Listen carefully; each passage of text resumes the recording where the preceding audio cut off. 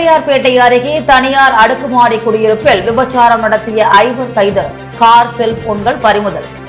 காரைக்கால் நிலக்கரி சிதறலால் விபத்து. உடனடியாக துறைமுக நிர்வாகம் சரி செய்யாவிட்டால் உரிய நடவடிக்கை. காரைக்கால் கலெக்டர் மணிகண்டன் எச்சரிக்கை. முதலியார்பேட்டை தனியார் அடுக்குமாடி குடியிருப்பில் விபச்சாரம் தொழில் நடத்தியதாக வானரப்பேட்டையைச் சேர்ந்த 5 பேரை காவல்துறையினர் கைது செய்துள்ளனர். முக்கிய குற்றவாளி ஐயப்பன் கோவாவில் போலீசாரால் சுற்றி வளைக்கப்பட்டு கைதானார். புதுச்சேரி முதலியார்பேட்டை சாலை தனியார் அடுக்குமாடி குடியிருப்பில் விபச்சார தொழில் நடப்பதாக போலீசாருக்கு ரகசிய தகவல் வந்தது. இதன் அடிப்படையில் சம்பவ இடத்திற்கு சென்ற இன்ஸ்பெக்டர் செந்தில்குமார் தலைமையிலான போலீசார் அந்த வீட்டை சோதனையிட்டனர். அந்த சோதனையின் போது அங்கு ஹோட்டல் அறைகளில் விபச்சாரம் நடப்பது தெரியவந்தது. அடுத்து ஹோட்டல் மேலாளர் முத்தமிழ் உள்ளிட்ட 5 பேரை கைது செய்து போலீசார் விசாரணை மேற்கொண்டனர். அந்த விசாரணையில் புரோக்கர்களாக செயல்பட்ட புதுச்சேரி வானரப்பேட்டையைச் சேர்ந்த பாலாஜி, ஐயப்பன் என்கின்ற மணிகண்டன், தினேஷ், லோகேஷ் மற்றும் முத்தமிழன் ஆகிய 5 பேரும் கைது செய்யப்பட்டு சிறையில் அடைக்கப்பட்டனர். மேலும் அவர்களிடமிருந்து பயன்படுத்தப்பட்ட மற்றும் பயன்படுத்தப்படாத ஆணுரைகள், 22,330 ரூபாய் பணம், மோட்டார் சைக்கிள் மற்றும் 5 மொபைல் போன்கள் பறிமுதல் செய்யப்பட்டது. தொடர்ந்து அவர்களிடம் விசாரணை நடத்தியதில் குற்றம் நடத்தப்பட்ட புதுச்சேரி வானரப்பேட்டையைச் சேர்ந்த ஐயப்பன் என்பவர்தான் இந்த குற்றத்தின் பின்னணியில் இருப்பது தெரிய வந்தது. இது தொடர்பாக அவர் மீது வழக்கு பதிவு செய்து போலீசார் தரைமறைவாக இருந்த ஐயப்பனை தேடி வந்தனர். இந்த நிலையில் ஐயப்பன் கோவாவில் இதே போன்று விபச்சாரம் செய்து வருவது தெரிய வந்தது. இதனையடுத்து அங்கு சென்று முகாமிட்டிருந்த தனிப்படை போலீசார் ஐயப்பனை சுற்றி வளைத்து கைது செய்தனர். மேற்கொண்டு அவர் அளித்த வாக்குமூலத்தில் ஆடம்பர வாழ்க்கை நடத்துவதற்காக விபச்சாரத்தில் ஈடுபட்டு விபச்சார விடுதியை தனது கூட்டாளிகளை வைத்து நடத்தியது தெரிய வந்தது. மேலும் அவரிடமிருந்து ஒரு கார் மற்றும் செல்போன்கள் பறிமுதல் செய்யப்பட்டது. இவர் மீது இதுவரை கொலை, வெடிபொருள் கடத்தல், கொள்ளை உள்ளிட்ட 16 குற்ற வழக்குகள் உள்ளது என்பது குறிப்பிடத்தக்கது. இவர் சிறையில் அடைக்கப்பட்டார். காரைக்காலில் நிலக்கரி சிதறல்களில் சறுக்கி 10க்கும் மேற்பட்ட வாகன ஓட்டிகள் விபத்துக்குள்ளானதை அடுத்து தனியார் துறைமுக நிர்வாகத்திற்கு மாவட்ட ஆட்சியர் மணிகண்டன் எச்சரிக்கை விடுத்துள்ளார். காரைக்கால் மாவட்டம் கீழவாஞ்சூர் பகுதியில் அமைந்துள்ளது காரைக்கால் தனியார் துறைமுகம். இங்கு நிலக்கரி இறக்குமதி செய்யப்பட்டு நாட்டின் பல்வேறு பகுதிகளுக்கும் ஏற்றுமதி ஆகிறது. ஆனால் இங்கு இறக்குமதி செய்யப்படும் நிலக்கரி பாதுகாப்பற்ற முறையில் லாரிகளுக்கு மாற்றப்படுவதாகவும், இதனால் அருகில் உள்ள பகுதிகளில் நிலக்கரி படிந்து பல்வேறு உடல் உபாதைகள் ஏற்படும் அபாயம் இருப்பதாகவும் அப்பகுதி மக்கள் பல்வேறு போராட்டங்களை நடத்தியுள்ளனர். இருந்த போதிலும் இதுவரை அது தொடர்பாக எந்த நடவடிக்கையும் எடுக்கப்படவில்லை. இந்த நிலையில் நிலக்கரிகளை ஏற்றி செல்லும் லாரிகள் நிலக்கரி கீழே சிந்தாமல் இருக்க எந்த பாதுகாப்பும் இல்லாதவாறு செல்வதாலும், அதே வேகத்தில் செல்வதாலும் நிலக்கரி சாலைகளில் சிதறி இருசக்கர வாகனத்தில் வருபவர்கள் சறுக்கி கீழே விழும் நிலை இருந்து வருகிறது. நேற்று மாலை காரைக்கால் அம்பாள் சத்திரம் அருகே சிதறி கிடந்த நிலக்கரியால் இருசக்கர வாகனத்தில் வந்த 10க்கும் மேற்பட்டோர் விபத்துக்குள்ளான சிசிடிவி காட்சிகள் சமூக வலைதளங்களில் வைரலாகி காரைக்காலில் பரபரப்பை ஏற்படுத்தியது. இதனையடுத்து துறைமுக நிர்வாகம், போக்குவரத்து துறை, காவல்துறை அதிகாரிகளுடனான ஆலோசனை கூட்டம் மாவட்ட ஆட்சியர் அலுவலகத்தில் மாவட்ட ஆட்சியர் மணிகண்டன் தலைமையில் நடைபெற்றது. இதில் அளவுக்கு அதிகமான சுமை ஏற்றுதல், அதிவேகமாக செல்லுதல், முறையாக லாரியை மூடாமல் செல்லுதல் உள்ளிட்ட காரணங்களால் இதுபோன்ற விபத்துக்கள் ஏற்படுவதாகவும், இதனை உடனடியாக துறைமுக நிர்வாகம் சரி செய்யவிட்டால் உரிய நடவடிக்கை எடுக்கப்படும் எனவும் மாவட்ட ஆட்சியர் துறைமுக நிர்வாகத்திற்கு எச்சரிக்கை விடுத்தார். அப்போது செய்தியாளர்களை சந்தித்த மாவட்ட ஆட்சியர், பாதிக்கப்பட்ட மக்களுக்கு மாவட்ட நிர்வாகம் சார்பில் உதவிகள் செய்யப்பட்டுள்ளதாகவும், காரைக்கால் தனியார் துறைமுகம் சார்பில் பாதிக்கப்பட்ட மக்களை சந்தித்து அவர்களுக்கான உதவிகளை செய்ய வேண்டும் எனவும் அவர் கேட்டுக்கொண்டார். மக்களிடமிருந்து புகார்கள் வரும் பட்சத்தில் உரிய நடவடிக்கைகள் உடனடியாக எடுக்கப்படும் எனவும் அவர் தெரிவித்தார்.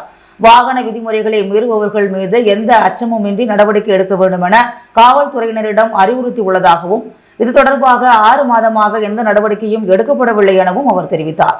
தனியார் துறைமுக நிர்வாகத்தை கண்டித்துள்ளதாகவும் அவர்களுக்கு எச்சரிக்கை விடுத்துள்ளதாகவும் தெரிவித்த மாவட்ட ஆட்சியர், துறைமுகம் காரைக்காலில் இருக்க வேண்டும் எனவும், இருந்தால்தான் வளர்ச்சி ஏற்படும் எனவும், இருந்த போதிலும் பொதுமக்களுக்கு எந்தவிதமான பாதிப்பும் ஏற்படக்கூடாது என்றும் அவர் தெரிவித்துள்ளார். திருநள்ளாறு சனீஸ்வர பகவான் ஆலயத்திற்கு வருகின்ற பக்தர்களுக்கு திருநள்ளாறு காவல் நிலையம் சார்பில் மோர் வழங்கப்பட்டது. புதுச்சேரி மாநிலம் காரைக்கால் மாவட்டத்தில் 1 வார காலமாக வெயிலின் தாக்கம் அதிகமாக இருந்து வருகிறது. இதனால் பொதுமக்கள் பெரிதும் பாதிக்கப்பட்டுள்ளனர். இந்த நிலையில் இன்று காரைக்கால் அடுத்த திருநள்ளாறில் அமைந்துள்ள உலக புகழ்பெற்ற ஸ்ரீ சனீஸ்வர பகவான் ஆலயத்தில் சனிக்கிழமை மற்றும் கோடை விடுமுறையை முன்னிட்டு பல்வேறு மாவட்டங்களில் இருந்து ஆயிரக்கணக்கான பக்தர்கள் சுவாமி தரிசனம் செய்ய வருகை தந்திருந்தனர். இந்த நிலையில் திருநள்ளாறு ஆலயத்திற்கு வருகின்ற பக்தர்களுக்கு வெயிலின் வெப்பத்தை தணிக்கும் விதமாக திருநள்ளாறு காவல் நிலையம் சார்பில் காவல் கண்காணிப்பாளர் பாலச்சந்திரன் தலைமையில் இன்று திருநள்ளாறு போலீசார் மோர் வழங்கினர். இதனை ஆர்வத்தோடு பக்தர்கள் வாங்கி அருந்தி சென்றனர். தூய்மையான நகரம் பசுமையான புதுச்சேரி என்ற அடிப்படையில் சுமார் 100க்கும் மேற்பட்ட தன்னார்வலர்கள் 5 கிலோமீட்டர் தூரம் கடற்கரையை சுத்தம் செய்யும் பணியில் ஈடுபட்டனர். பாண்டிச்சேரி ரோட்டரி காஸ்மாஸ் மற்றும் ரீசிட்டி இணைந்து புதுச்சேரி கடற்கரை சாலையில் தூய்மை பணியை மேற்கொண்டனர். முன்னாள் மாவட்ட ஆளுநர் செல்வநாதன் சிறப்பு விருந்தினராக கலந்து கொண்டு தூய்மையும் செய்யும் பணியை தொடங்கி வைத்தனர். இந்த தூய்மை பணியில் ரோட்டரி சங்க நிர்வாகிகள், தன்னார்வலர்கள் மற்றும் கல்லூரி மாணவர்கள் என 100க்கும் மேற்பட்டோர் கலந்து கொண்டு 5 கிலோமீட்டர் தூரத்திற்கு கடற்கரையை சுத்தம் செய்து சுமார் 500 கிலோ அளவிற்கு குப்பைகளை அகற்றினர். இதுகுறித்து அவர்கள் கூறும்பொழுது, கடற்கரையை சுத்தம் செய்யும் பணியை தன்னார்வலர்கள் மட்டுமே செய்து கொண்டிருக்க முடியாது. புதுச்சேரிக்கு வரும் சுற்றுலா பயணிகள் மற்றும் பொதுமக்கள் கடற்கரையை தூய்மையாக வைக்க உதவிட வேண்டும். தாங்கள் பயன்படுத்திவிட்டு தூக்கி வீசும் பொருளை கடற்கரை சாலையில் போடாமல் குப்பை தொட்டிகளில் போட வேண்டும். ஏனென்றால் பொதுமக்கள் ஒத்துழைப்பு இருந்தால்தான் சுத்தமான நகரம், பசுமையான புதுச்சேரியை உருவாக்க முடியும் என்றும் தெரிவித்தனர்.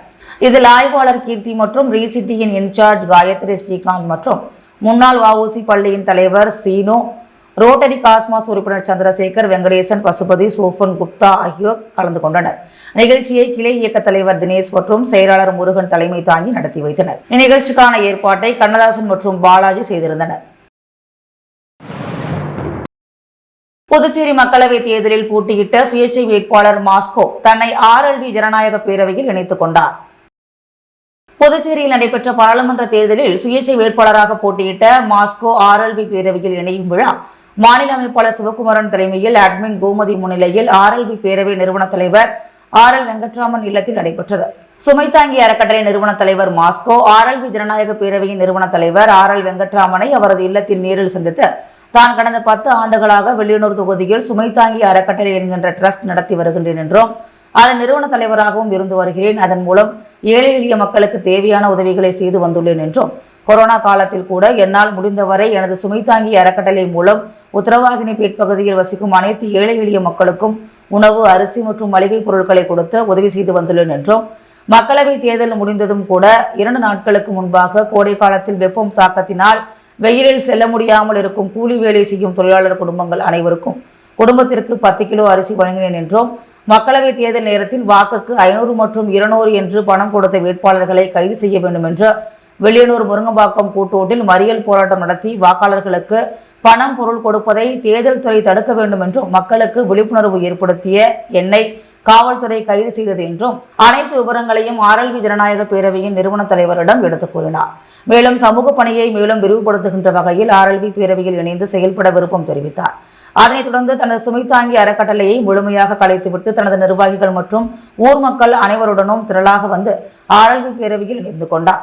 மாஸ்கோ அவர்களையும் அவருடன் வந்த வெள்ளியனூர் மகளிர் அணி தலைவி பரமேஸ்வரி மற்றும் தொகுதி அறக்கட்டளை நிர்வாகிகள், பெரியபேட் ஊர் பொதுமக்கள், முத்துசாமி, திருநாவுக்கரசு, எழிலரசி, சங்கரி, அலமேலு மற்றும் நிர்வாகிகள், மகளிர் அணி தலைவி நிர்வாகிகளையும் அந்த ஊர் மக்கள் அனைவரையும் RLV வரவேற்றார். அனைவரும் மகிழ்ச்சியாக RLV பேரவையில் தங்களை இணைத்துக் கொண்டனர்.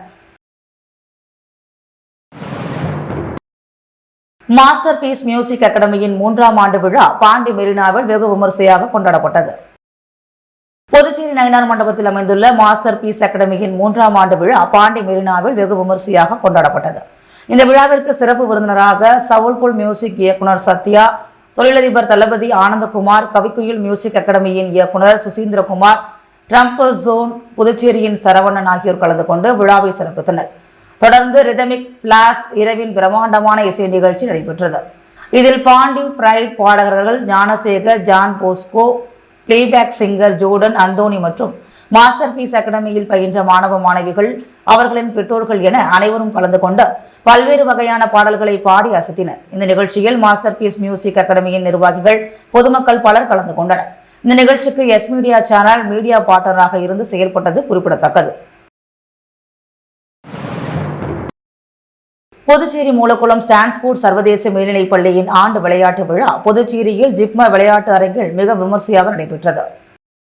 இவ்விழாவில் தலைமை விருந்தினராக வருகை தந்த டாக்டர் ரக்ஷனா சிங் IPSஐ பள்ளியின் தலைவர் டாக்டர் சாம்பால் வரவேற்று சிறப்புரையாற்றினார். சிறப்பு விருந்தினர் மாணவர்கள், பெற்றோர்கள், பார்வையாளர்கள் சமூகத்திற்கு ஆற்ற வேண்டிய கடமைகள் குறித்து தன் கருத்துக்களை பகிர்ந்து கொண்டார்.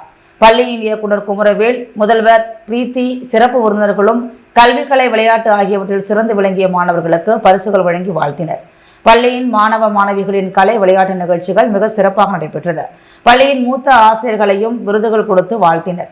பள்ளியின் துணை முதல்வர் உஷா ஸ்ரீதர் நன்றி உரையோடு விழா நிறைவு பெற்றது. மதுரை இலக்கிய மன்றம் மற்றும் YMCA மெட்ராஸ் தமிழ் தேச சான்றோர்கள் அறக்கட்டளை இணைந்து நடத்திய மகளிர் சுடரொளி விருது வழங்கும் விழாவில் பன்முகத்திறன் படைத்த தமிழ் பயிற்றுனர், புதுச்சேரி அரசின் தமிழ் விரிவுரையாளர் முனைவர் பூங்குழலிக்கு வளர்த்தமிழ் சுடரொளி விருது வழங்கி கௌரவிக்கப்பட்டது.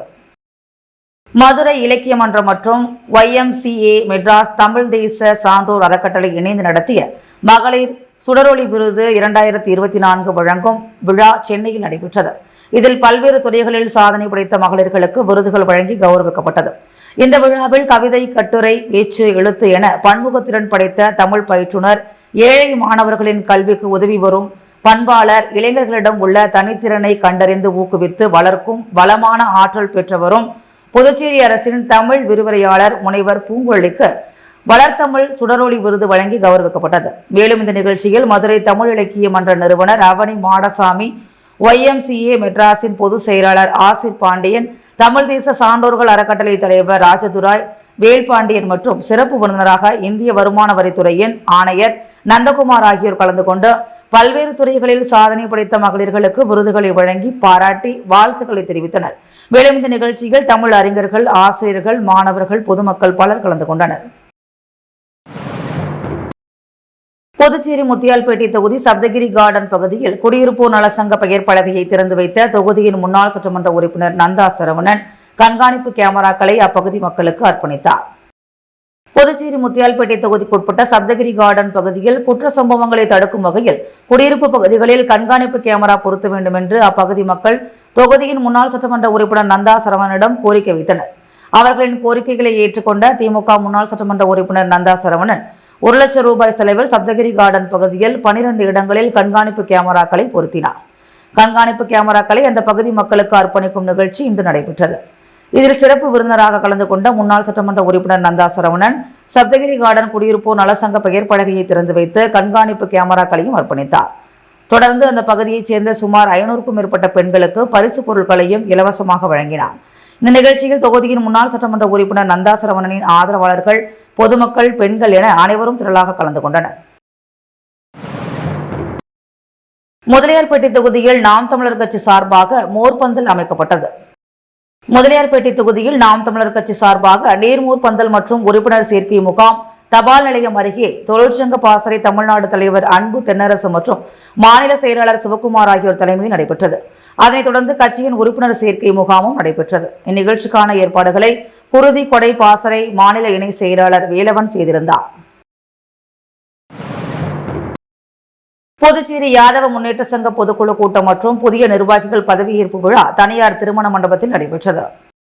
புதுச்சேரி யாதவ முன்னேற்ற சங்க பொதுக்குழு கூட்டம் மற்றும் புதிய நிர்வாகிகள் பதவியேற்பு விழா தனியார் திருமண மண்டபத்தில் நடைபெற்றது. கூட்டத்திற்கு சங்க தலைவர் VMS ரவி தலைமை தாங்க செயலாளர் பேராவூர் பொன்மூர்த்தி வரவேற்புரை வழங்கினார். சங்க பொருளாளர் ராசா என்கின்ற வரதராசு நிதிநிலை அறிக்கையை வாசித்தார். அதனைத் தொடர்ந்து 2024-27 ஆண்டுக்கு நிர்வாகிகள் பொதுக்குழுவால் அங்கீகரிக்கப்பட்டு பொறுப்பேற்றுக் கொண்டனர்.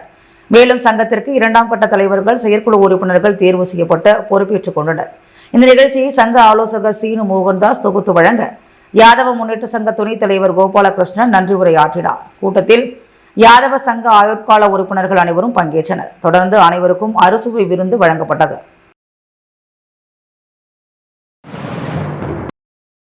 புதுவை மாநில பர்வதராஜ குல சங்கத்தின் பொதுக்குழு கூட்டத்தில் வில்லியனூர் திருக்காமேஸ்வரர் கோவில் தேர் திருவிழா குறித்து ஆலோசிக்கப்பட்டது. புதுவை மாநில பர்வதராஜ குல சங்கத்தின் பொதுக்குழு கூட்டம் அரியாங்குப்பம் காவல் நிலையம் அருகே உள்ள சாமிக்கண்ணு தனம்மாள் திருமண மண்டபத்தில் இன்று நடைபெற்றது. ராமலிங்கம் தலைமையில் நடைபெற்ற இந்த ஆலோசனைக் கூட்டத்தில் எதிர்வரும் 19/5/2024 அன்று வில்லியனூர் திருக்காமேஸ்வரர் கோவில் தேர் திருவிழா உற்சவத்தில் பட்டு சாத்துதல், அன்னதானம் பற்றி மடத்தலைவர் இளங்கோவன், பொருளாளர் இதயவேந்தன் ஆகியோர் எடுத்துரைத்தனர். இந்த கூட்டத்தில் சிறப்பு விருந்தினராக முன்னாள் நாடாளுமன்ற உறுப்பினர் பேராசிரியர் டாக்டர் ராமதாஸ் கலந்து கொண்டு விழாவின் முக்கியத்துவம் மற்றும் செயல்முறை குறித்தும் விரிவாக எடுத்துரைத்து அனைவரும் குடும்பத்துடன் விழாவில் கலந்து கொண்டு சமுதாயத்தை முன்னெடுத்து செல்ல வேண்டும் என்று எடுத்துக் கூறினார். முடிவில் செயலாளர் ஏழுமலை நன்றி கூற கூட்டம் இனிதே நிறைவு பெற்றது.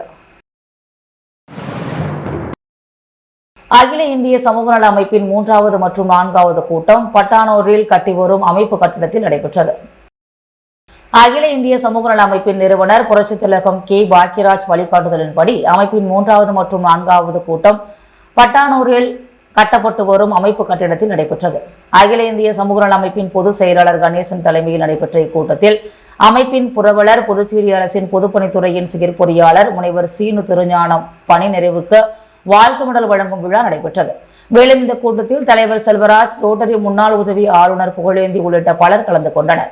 தொடர்ந்து நடைபெற்ற இந்த கூட்டத்தில் உறுப்பினர்களுக்கு பிறந்தநாள் வாழ்த்து தெரிவிக்கும் நிகழ்ச்சி, கட்டிடப் பணிகள், வெள்ளி விழா, சிறப்பு மலர், சாதனையாளர்களுக்கு விருது விழா, செலவினங்கள், திட்ட மதிப்பீடு செய்வது குறித்து கலந்து ஆலோசிக்கப்பட்டது. இதில் நிர்வாகிகள், உறுப்பினர்கள் பலர் கலந்து கொண்டனர். முத்து கோல்டோஸ் வழங்கும் தங்க மற்றும் வெள்ளி விலை நிலவரம். தங்கம் 1 கிராம் 6685 ரூபாய், வெள்ளி 1 கிராம் 86 ரூபாய் 50 காசுகள். முதலியார்பேட்டை அருகே தனியார் அடுக்குமாடி குடியிருப்பில் விபச்சாரம் நடத்திய 5 கைது, கார், செல்போன்கள் பறிமுதல்.